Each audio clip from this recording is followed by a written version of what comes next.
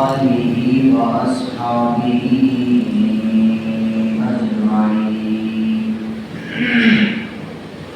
أما بعد أعوذ بالله من الشيطان الرجيم. بسم الله الرحمن الرحيم.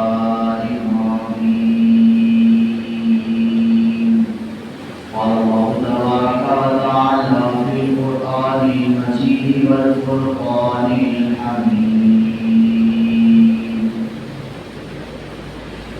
إذا جاء نصر الله والفتح ورأيت الناس يدخلون في دين الله أفواجا فسبح بحمد ربك واستغفره إنه كان توابا. في مقام آخر هو الذي أرسل رسوله بالهدى ودين الحق ليظهره على الدين كله وكفى بالله شهيدا. صدق الله مولانا العظيم. إن الله وملائكته يصلون على النبي يا أيها الذين آمنوا صلوا عليه وسلموا تسليما. اللهم صل على سيدنا ومولانا محمد وعلى آل سيدنا وأصحاب سيدنا ومولانا محمد وبارك وسلم وصل عليه. سبحان ربك رب العزة عما يصفون وسلام على المرسلين والحمد لله رب العالمين. واجب احترام آپ سب کی ملازمین بزرگوں بھائیوں دوستوں، اللہ رب العزت کے فضل و کرم سے آج ہم اللہ کے گھر میں جمع ہیں. اللہ تعالیٰ میرا اور آپ کا جمع اپنی بارگاہ کے اندر قبول اور منظور فرمائے. اللہ تعالیٰ ہم سب کو اکثر بات کہنے کی، سننے کی، سنانے کی اور اس پر عمل پیرا ہونے کی توفیق عطا فرمائے. سیرت النبی صلی اللہ علیہ وسلم کے حوالے سے گفتگو کروں گا. میرے دوستوں، گزشتہ جمعے کے اندر صلح حدیبیہ کے حوالے سے جب باتیں عرض کر دی تھی، پیغمبر انقلاب، پیغمبر اسلام، خاتم النبیین صلی اللہ علیہ وسلم نے خواب دیکھا کہ میں احرام کی حالت میں ہوں، میرے ساتھ میرے صحابہ بھی احرام باندھے ہوئے ہیں. نبی کریم صلی اللہ علیہ وسلم نے صحابہ کرام سے اپنا خواب بیان کیا تو تمام صحابہ نے کہا یا رسول اللہ، چونکہ آپ کا خواب وحی الہی ہوتا ہے، کیونکہ پیغمبر جو بھی خواب دیکھتا ہے وہ وحی ہی ہوتی ہے. ہم جو خواب دیکھتے ہیں وہ تین قسم کے خواب ہوتے ہیں. ہم جو خواب دیکھتے ہیں یا تو وہ رحمانی خواب ہوتا ہے، یا نفسانی خواب ہوتا ہے، یا شیطانی خواب ہوتا ہے. رحمانی خواب وہ ہوتا ہے جو رحمان کی طرف سے بشارت ہوتی ہے. نفسانی جن دن بھر ہم جو کچھ کرتے سوچتے جو کچھ کرتے رہتے ہیں وہی کچھ خواب کی شکل میں آ جاتا ہے، یہ نفسانی خواب ہوتا ہے. تیسرا خواب ہوتا ہے شیطانی، جو شیطان کی طرف سے انسان کے اوپر طرح طرح کے وسوسے اور برے خواب ڈالے جاتے ہیں، یہ شیطانی خواب ہوتا ہے. پیغمبر صلی اللہ علیہ وسلم کے جو بھی خواب ہوتے ہیں وہ رحمانی خواب بھی ہوتے ہیں، وہ وحی کی صورت ہوتے ہیں. پیغمبر اگر خواب میں دیکھے تو وہ سمجھو گے اور اللہ کی طرف سے ان کو حکم دیا جا رہا ہے. یہی وجہ تھی ابراہیم علیہ السلام خواب کے اندر دیکھ رہے ہیں اللہ کہہ رہے ہیں کہ سب سے عزیز چیز کی قربانی کو، تو انہوں نے اپنے بیٹے کی قربانی دینے کے لیے تیار ہو گئے تھے. تو اگر ہم میں سے کوئی اگر خواب دیکھے تو ضروری نہیں ہے یہ رحمان کی طرف سے، ہو سکتا ہے ہماری نفسانی طور پر ہم دن پر یہ سوچا ہو کہ شیطان کی طرف سے اس طرح ہو. تو پیغمبر صلی اللہ علیہ وسلم نے دیکھا احرام باندھے ہوئے، کیونکہ احرام کعبۃ اللہ کے پاس، حرم کے پاس وہاں باندھا جاتا ہے. اس کے حرم میں میقات میں داخل ہوتے ہی صحابہ کرام نے عرض کیا یا رسول اللہ صلی اللہ علیہ وسلم، اگر آپ نے یہ خواب دیکھا ہے اس کا مطلب ہے کہ اللہ تعالیٰ آپ کو اپنے گھر بلانا چاہ رہا ہے. نبی کریم صلی اللہ علیہ وسلم نے فرمایا ہاں ایسا ہی ہے، تو کیا تم لوگ میرے ساتھ تیار ہو؟ حالانکہ مکہ کی طرف سے پابندیاں تھیں، نبی صلی اللہ علیہ وسلم مدینہ رہ رہے تھے، صحابہ کرام کی ایک بڑی جماعت نبی اکرم صلی اللہ علیہ وسلم کے ساتھ تیار ہو گئی۔ 1400 صحابہ نبی اکرم صلی اللہ علیہ وسلم کے ساتھ تیار ہو کر جاتے ہیں، صرف اپنے ساتھ کھانے پینے کا سامان، انہیں کچھ سامان جو راستے میں ضرورت آتے ہیں، ایک اپنے حفاظت کے لیے تلوار ہے وہ بھی نیام میں ڈالی ہوئی۔ یہ سفر کرتے ہوئے جب حدیبیہ کے مقام پر آتے ہیں، کفار مکہ کو جب خبر ملتی ہے پیغمبر اسلام صلی اللہ علیہ وسلم اپنی قدوسی جماعت کے ساتھ مکہ کی طرف آ رہے ہیں، کعبۃ اللہ کی طرف آ رہے ہیں، انہوں نے اپنی طرف سے ایک فوج بھیج دی اور ان کو منع کر دیا کہ آپ لوگ مکہ کے اندر داخل نہیں ہو سکتے۔ نبی اکرم صلی اللہ علیہ وسلم نے وہاں پر اپنا پڑاؤ ڈال دیا، اور وہاں پر صحابہ کرام علیہ رضوان کو کہا یہاں پر ہم رکتے ہیں، دیکھتے ہیں اللہ کی طرف سے کیا حکم ملتا ہے۔ پھر کعبۃ اللہ میں جو لوگ تھے اس وقت کے، نبی کریم صلی اللہ علیہ وسلم اپنی طرف سے سفیر بھیجتے ہیں حضرت عثمان رضی اللہ تعالیٰ عنہ کے، ان کی شہادت کی خبر ملتی ہے۔ اس پر میں نے حضرت عثمان رضی اللہ عنہ کی شان پر پورا تفصیل سے واقعہ میں نے پہلے بھی بیان کیا ہوا تھا، یہاں پر مختصراً کہوں گا۔ پھر جب نبی کریم صلی اللہ علیہ وسلم ان کفار مکہ کے ساتھ ایک معاہدہ طے پاتا ہے، اب یہ معاہدہ ایسا ہوتا ہے دونوں فریقین کے درمیان، کعبۃ اللہ کی طرف سے کفار مکہ اور نبی اکرم صلی اللہ علیہ وسلم جو مدینہ سے قافلہ آ رہا تھا، دونوں کے درمیان ایک معاہدہ طے پاتا ہے۔ وہ معاہدہ بظاہر مسلمانوں کے لیے بہت ہی مشکل ہوتا ہے، ایسا معاہدہ جس کے اندر یہ کہا جاتا ہے کہ جو ابھی جو لشکر آ رہا ہے مدینہ کی طرف سے نبی اکرم صلی اللہ علیہ وسلم کی سربراہی میں، یہ واپس چلا جائے، آئندہ سال یہ آئیں گے اور اپنی ایک تلوار نیام میں ڈالے ہوئے وہ آئیں گے، عمرہ کریں گے، عمرہ کر کے واپس جائیں گے، لیکن اس سال یہ واپس اسی طرح چلے جائیں گے۔ اسی طرح یہ بھی معاہدہ طے پایا کہ کعبۃ اللہ کی طرف سے، مکہ کی طرف سے کوئی بندہ اگر مدینہ کی طرف چلا جاتا ہے، مسلمانوں کے لیے یہ لازم ہوگا کہ اس کو واپس کریں۔ اگر مسلمانوں کا بندہ کعبہ میں آ جاتا ہے، مکہ میں آ جاتا ہے، قریش یہاں آ جاتا ہے، اب قریش والوں کے لیے لازمی نہیں ہے کہ اس کو واپس کریں۔ یہ شرطیں بظاہر مسلمانوں کے لیے کتنی سخت کہ اگر کوئی اسلام قبول کر کے مکہ سے مدینہ کی طرف آتا ہے، نبی کریم صلی اللہ علیہ وسلم کے لیے ضروری ہے کہ اس کو واپس کریں گے۔ اسی طرح کچھ اور بھی سخت اس طرح کی معاہدے تھے، اگر کوئی قبیلہ جس کے ساتھ مل کر وہ معاہدہ کرنا چاہتا ہے، چاہے وہ مدینہ کے قریب والا ہے،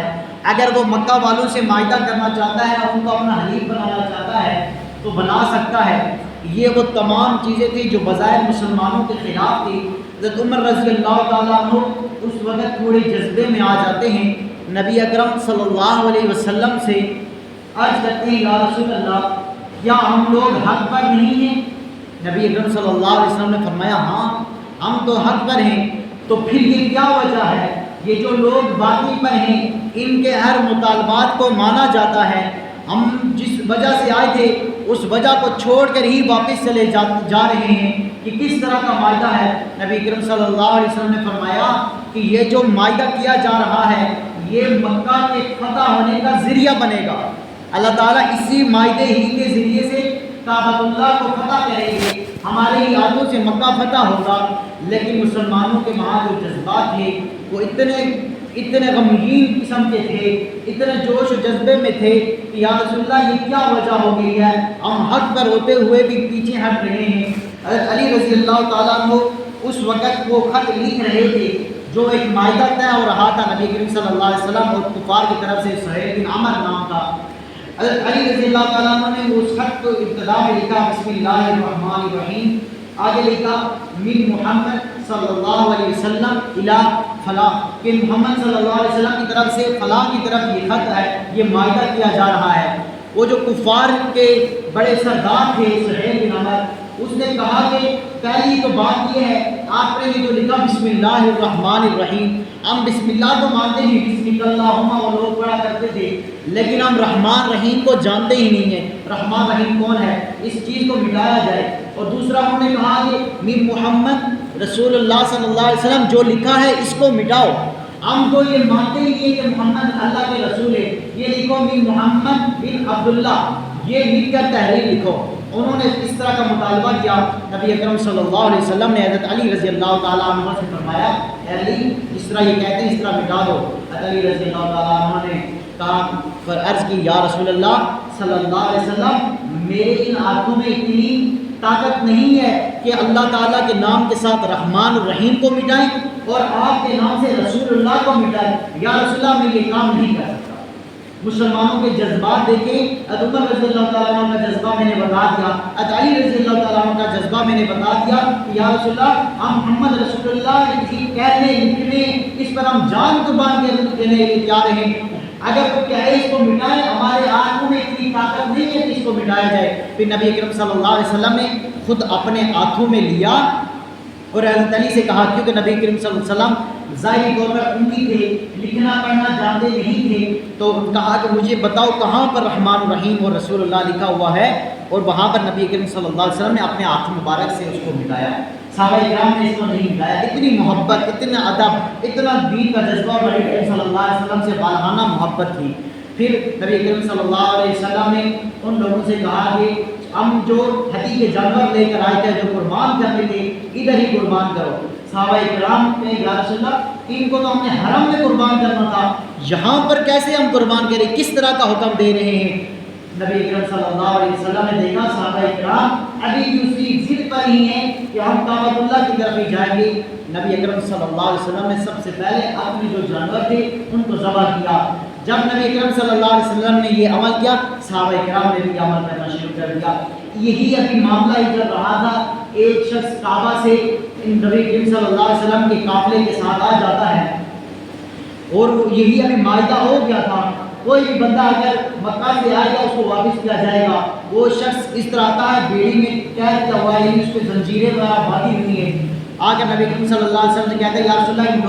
ان لوگوں نے میرے اوپر بہت ظلم کیا، میں نے کلمہ پڑھا ہے، ان لوگوں نے میرے اوپر ظلم و ستم کیا، میں ان لوگوں کے ساتھ واپس جانے کے لیے تیار نہیں ہوں، مجھے اپنے ساتھ لے جائیے۔ لیکن وہاں پر معاہدہ ہو چکا تھا، تو صحابہ کرام نے کہا، یا رسول اللہ اس کو ہم ساتھ لے کر جائیں گے، اس کو اگر واپس کریں گے تو اس پر ظلم و ستم ہوگا، اس کی حالت تو دیکھیے۔ لیکن نبی اکرم صلی اللہ علیہ وسلم وہ جو صادق الامین ہے، امانت دار، صادق، کبھی بھی خیانت نہ کرنے والے، کبھی جھوٹ نہ بولنے والے، معاہدے کی پاسداری کرنے والے، نبی اکرم صلی اللہ علیہ وسلم نے وہاں پر کہا کہ یہ جو معاہدہ بھی طے ہوا ہے اسی کے مطابق یہ عمل ہوگا۔ ان سے کچھ جو صحابہ کرام قیدوں پر آئے تھے ان سے کہا، تلقین کی، صبر کی تلقین کی، آپ صبر کرو، انشاءاللہ العزیز ان قریب کہ مکہ فتح ہو جائے گا، پھر آپ لوگوں کے لیے فتوحات ہو جائیں گی، یہ مشکلات ختم ہو جائیں گی۔ وہاں سے یہ قافلہ واپس آ جاتا ہے۔ اگلے سال یہ 1400 صحابہ کرام تھے، اگلے سال عمرۃ القضاء کرنے کے لیے 2000 صحابہ کرام 7 ہجری میں نبی اکرم صلی اللہ علیہ وسلم کے ساتھ جاتے ہیں، عمرہ کرتے ہیں، اسی شرط کے مطابق جو انہوں نے رکھی تھی، ایک صرف تلوار اپنے پاس ہوگی، وہ بھی نیام اپنی حفاظت کے لیے نیام میں ڈالی ہوگی، آ کر عمرہ کریں گے، واپس چلے جائیں گے۔ اسی ترتیب کے مطابق نبی اکرم صلی اللہ علیہ وسلم اپنے قافلہ کو دوسری جماعت کو لے کر آتے ہیں، وہ لوگ عمرہ کرتے ہیں، عمرہ کر کے واپس چلے جاتے ہیں۔ اب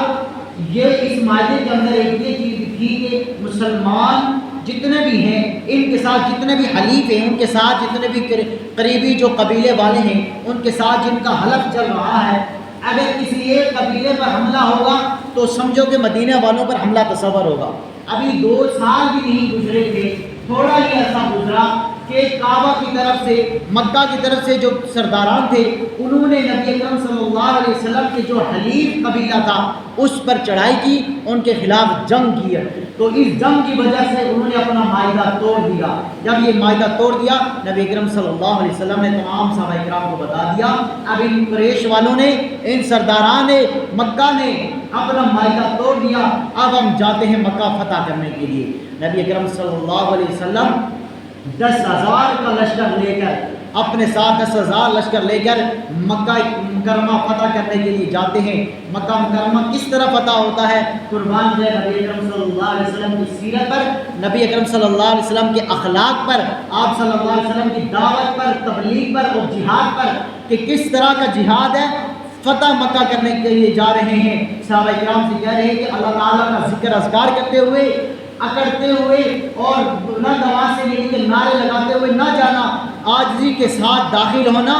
اور جو کوئی مقابلے میں آئے ٹھیک ہے اس کو تو مار دینا، لیکن اگر کوئی اپنے گھر کا دروازہ بند کر دے اس کو مارنا نہیں، جو کعبۃ اللہ کا غلاف پکڑ لے اس کو بھی مارنا نہیں، اور جو ابو سفیان کے گھر میں داخل ہو جائے اس کو بھی مارنا نہیں، اس کو امان ہے۔ نبی اکرم صلی اللہ علیہ وسلم 10,000 کا لشکر لے کر آتے ہیں، کوئی بھی مقابلے کے لیے نہیں آتا، کیونکہ اس وقت مسلمانوں کی ایک بڑی تعداد ہو چکی تھی، مسلمانوں کی قوت طاقت ہو چکی تھی، جو اپنے مالے کی پاسداری کرتے ہوئے اگر یہی معاملہ 6 ہجری میں جب صلح حدیبیہ کے مقام پر مسلمان اگر اس وقت جاتے، قافلہ بھی تھوڑا سا 1400 صحابہ کرام کی جماعت تھی، اس وقت کہیں جانوں کے نقصان ہونے کا خطرہ بھی تھا، کہیں شہید ہونے کا مسلمانوں کی طرف سے، اور ہو سکتا مکہ فتح بھی نہ ہوتا۔ نبی اکرم صلی اللہ علیہ وسلم کی اس حکمت عملی کی وجہ سے مکہ فتح ہوتا ہے بغیر خون ریزی کیے،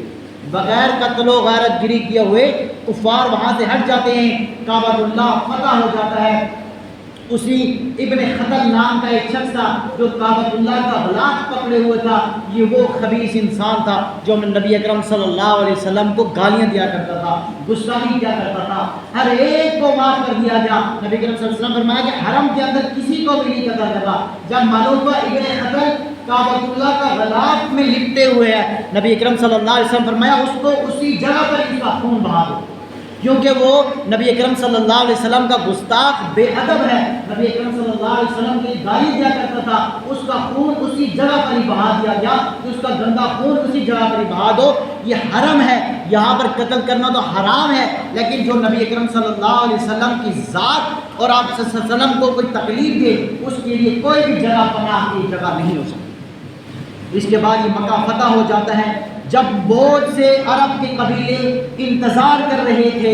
کعبہ فتح ہو جائے، مکہ فتح ہو جائے، جب مکہ فتح ہو جاتا ہے جوگ در جوگ لوگ اسلام کے دامن میں آنا شروع ہو جاتے ہیں، فتوحات ہونا شروع ہو جاتی ہیں، بڑے بڑے لشکر نبی اکرم صلی اللہ علیہ وسلم کے سامنے آتے،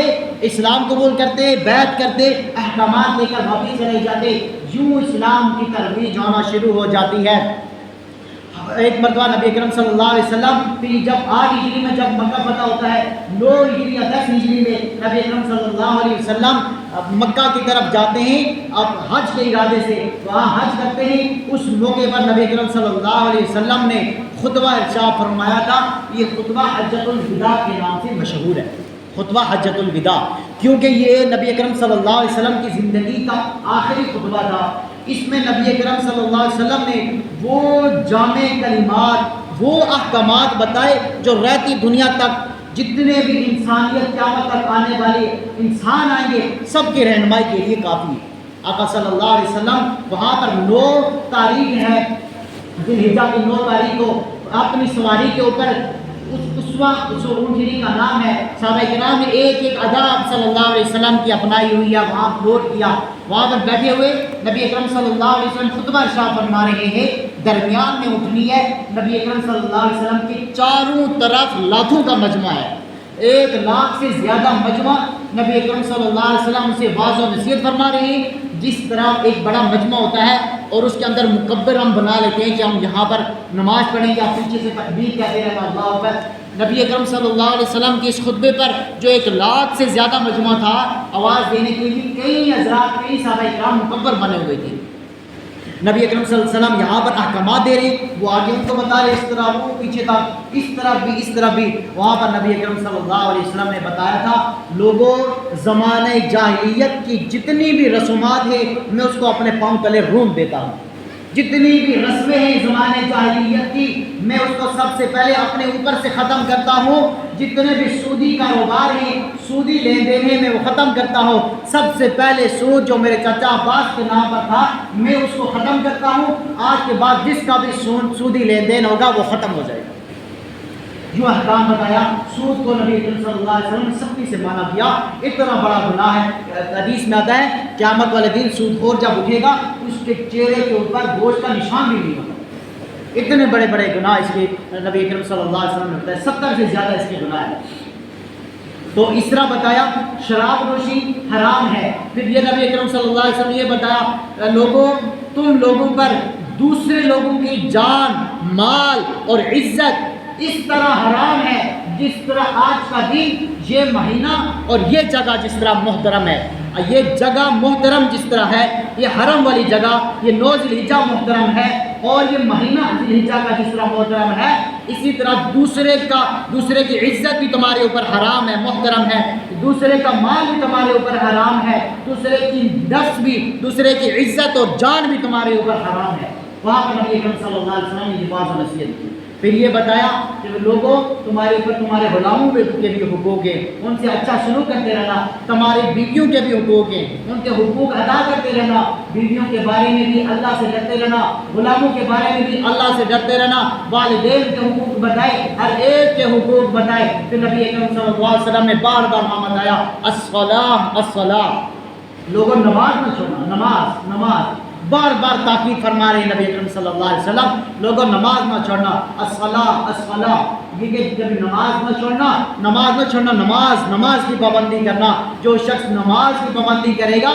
میرے ان احکامات پر عمل کرے گا، حوض کوثر کے اوپر میں اس کا انتظار کروں گا، اپنے ہاتھوں کے ساتھ اس کو جام کوثر پلاؤں گا۔ اگر جو ان احکامات پر عمل نہیں کرے گا، وہ میرے ہاتھ سے جانا وہ جام کوثر پینے کا وہ اہل نہیں ہوگا۔ پھر اس طرح نبی اکرم صلی اللہ علیہ وسلم نے اپنا خطبہ ختم کرتے ہوئے فرمایا، اے صحابہ کرام بتاؤ تو صحیح، کیا اللہ نے میرے ذمہ جو احکامات بتائے تھے، شریعت بتائی تھی، جو میرے ذمہ کام لگایا تھا، کیا میں نے تم تک پہنچا دیا ہے؟ اے صحابہ کرام، کیا میں نے اللہ کا حکم، اللہ کا پیغام آپ تک پہنچا دیا ہے؟ سب صحابہ کرام نے اس موقع پر فرمایا تھا، یا رسول اللہ صلی اللہ علیہ وسلم، آپ نے اللہ کا پیغام ہم تک پہنچا دیا، پہنچانے کا حق ادا کر دیا۔ نبی اکرم صلی اللہ علیہ وسلم نے وہاں انگلی اوپر کی طرف اٹھائی اور فرمایا تھا، اللہم اشہد، یا اللہ گواہ رہنا، 3 مرتبہ ارشاد فرمایا، یا اللہ گواہ رہنا، یا اللہ گواہ رہنا، یا اللہ گواہ رہنا، میں نے جو تیرے احکامات تھے ان لوگوں تک میں نے پہنچا دیے ہیں۔ پھر یہ واقعہ ہوتا ہے، اس کے بعد نبی اکرم صلی اللہ علیہ وسلم واپس آتے ہیں۔ پھر تھوڑا ہی عرصہ گزرتا ہے، سورہ نصر کی آیات جو میں نے خطبے کے اندر تلاوت کی، یہ آیات اترتی ہیں کہ اذا جاء نصر اللہ والفتح، اذا جاء جب آ چکی، نصر اللہ اللہ کی مدد، نصر اللہ والفتح اللہ کی مدد اور فتح آ چکی، ورأیت الناس، اے نبی اکرم صلی اللہ علیہ وسلم آپ دیکھیں گے لوگوں کو، یدخلون فی دین اللہ افواجا، کہ اللہ کے دین میں فوج در فوج، لشکر در لشکر وہ اللہ کے دین میں داخل ہوتے رہیں گے۔ فسبح بحمد ربک واستغفر، بس اے نبی اکرم صلی اللہ علیہ وسلم تسبیح بیان کیجیے اپنے رب کے نام کی، اور استغفار کثرت سے استغفار کیجیے، انہ کان توابا، بے شک وہ ذات بہت زیادہ توبہ قبول کرنے والی۔ مبارکہ اترتی ہیں، یہ نبی اکرم صلی اللہ علیہ وسلم کے جانے کی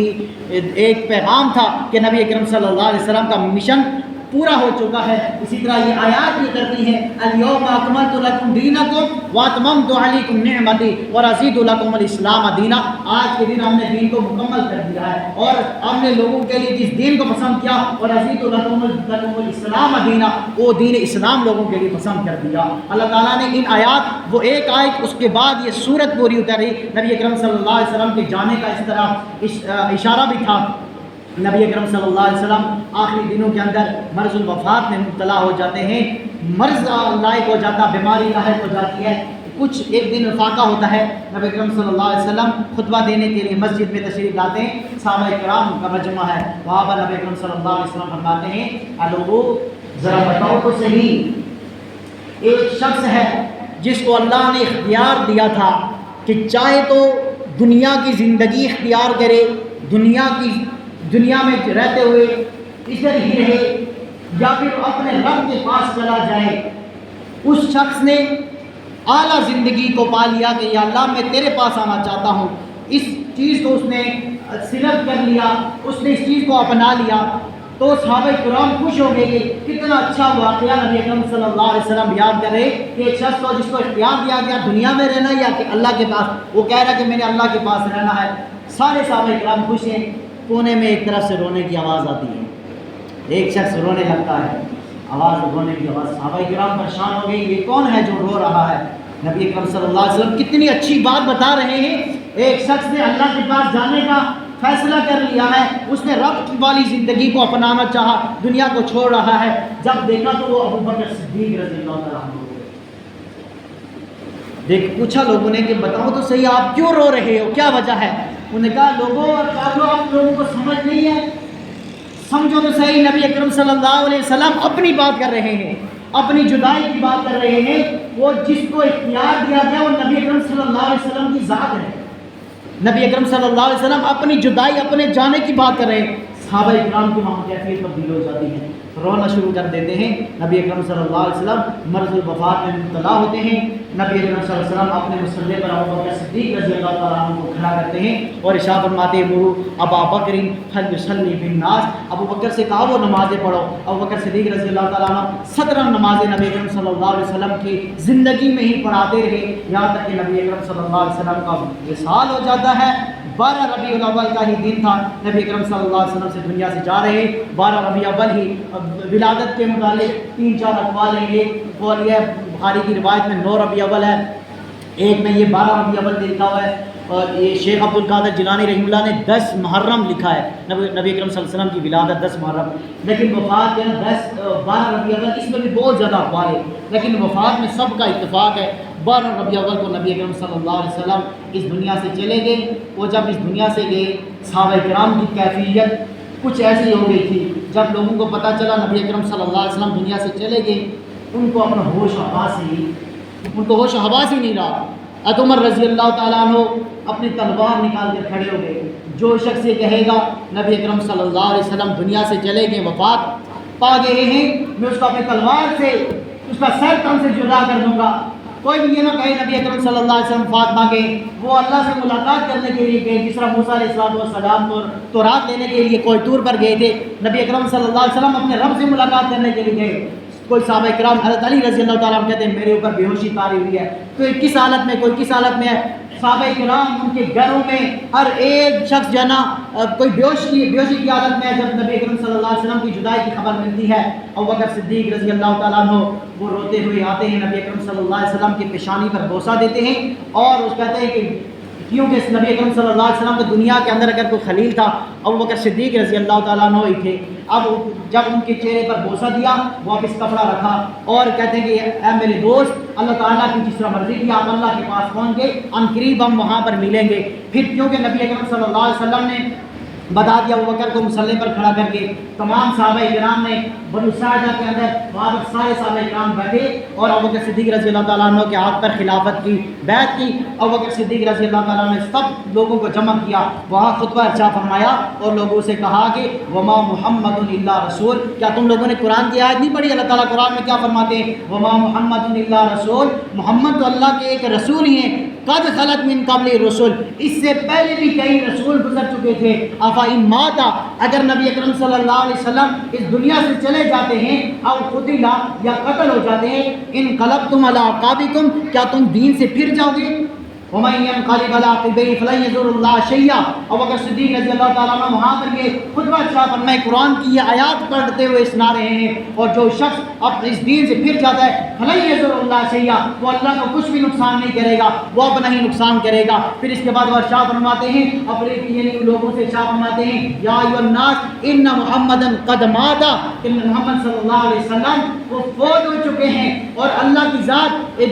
من کان یعبد اللہ فإنہ حی قیوم، جو اللہ کی عبادت کرنے والا ہے وہ سمجھ لے اللہ زندہ ہے، حی قیوم ذات ہے۔ ومن عبد محمد صلی اللہ علیہ وسلم، اور جو محمد صلی اللہ علیہ وسلم کی عبادت کرنے والا تھا فإنہ یموت، وہ سمجھ لے محمد صلی اللہ علیہ وسلم دنیا سے چلیں گے۔ اگر تم اللہ کی عبادت کرنے والے ہو اللہ بھی زندہ ہے، اگر محمد صلی اللہ علیہ وسلم کی عبادت کرتے تھے وہ تو چلے گئے ہیں، وہ اللہ کے رسول تھے، اللہ نے ان کو ایک پیغام کے لیے بھیجا تھا، ان کا جب پیغام مکمل ہوا وہ اللہ کے پاس چلے گئے ہیں۔ تو وہاں پر صحابہ کرام کہتے ہیں ہمیں یوں لگ رہا تھا جیسے یہ آیات مبارکہ ابھی نازل ہو رہی ہے۔ تو ابوبکر صدیق رضی اللہ تعالیٰ عنہ مسلمانوں کی خلافت کا وہاں پر یہ